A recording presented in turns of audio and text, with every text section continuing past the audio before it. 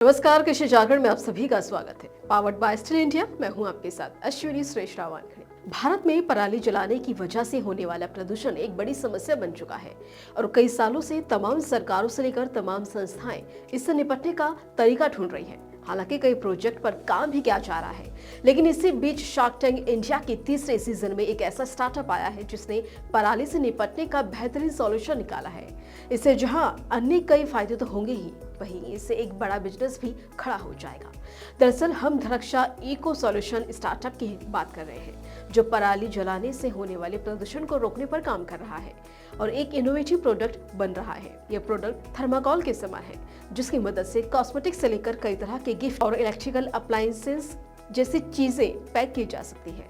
इस स्टार्टअप का मकसद थर्माकोल को रिप्लेस करना है। आपको बता दें कि धनरक्षा की शुरुआत आनंद बोध और अर्पित धुरन नाम के दो दोस्तों ने नवंबर 2020 में मिलकर की थी। आनंद ने बताया कि उन्होंने लैब में एक मशरूम स्ट्रेन डेवलप की है।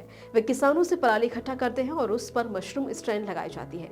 इसके बाद जब मशरूम की रूट्स डेवलप हो जाती है तो उसे एक सांचे में डाल दिया जाता है। इसे जिस भी सांचे में डाला जाता है वैसा ही प्रोडक्ट बनकर तैयार हो जाता है। वे इस प्रोडक्ट से थर्माकोल को पूरी तरह से रिप्लेस कर रहे हैं, साथ ही थर्माकोल से होने वाले प्रदूषण को भी रोक रहे हैं। उनके अनुसार प्लास्टिक तो फिर भी 500 साल तक पड़ा रहता है, लेकिन थर्माकोल उससे भी 4 गुना खतरनाक है, जो 2000 सालों तक जस का तस बना रहता है। वहीं दूसरी ओर इनका ये प्रोडक्ट जमीन में भी कुछ दिनों में बायोडिग्रेड हो जाता है। आनंद ने बताया कि पैकेजिंग में इस्तेमाल किए जाने वाले प्रोडक्ट्स की इंडस्ट्री $45 बिलियन की है, जिससे आप ये अंदाजा लगा सकते हैं कि आने वाले कुछ सालों में ही ये बिजनेस कितना बड़ा हो जाएगा।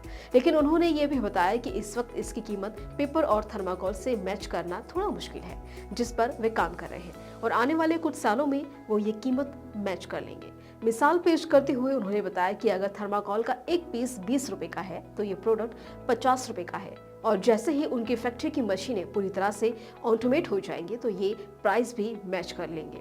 उनका कहना है कि इस प्रोडक्ट की डिमांड भी है और वे हर महीने 20,000 तक के प्रोडक्ट्स बनाकर बेच रहे हैं, जिससे वे हर महीने 5 लाख रुपए कमा रहे हैं और उनका पेंडिंग ऑर्डर 8 से 10 लाख रुपए तक जा रहा है।